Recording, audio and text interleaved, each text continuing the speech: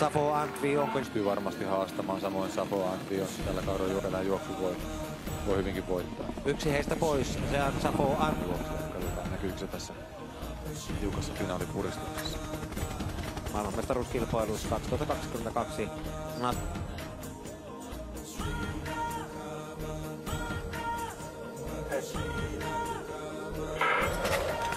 Ilman suomalaisia miesten 60 metrin Sileä ja Nazarov repii sieltä keskeltä, tulee kovaa, mutta ei riitä tänään, sillä hänen vierestään kuitenkin Abeykoon Sri Lankasta on tämän kisan ykkönen. Abeykoon pystyy tässä kellottamaan parhaan ajan 6.66 ja parantaa näin ollen vielä alkuerää juoksustaan. Nazarovin loppuveto ei riitä ja hän jää tässä finaalissa ulos voitosta. Ykkönen on, kyllä se on Arfifa, joka tuhannesosilla pystyy vielä Abeykoninkin lyömään molemmilla 6.66. Ja kyllä tulee hyvin lopulta myöskin Arfifa siitä Nazarovin rinnalta.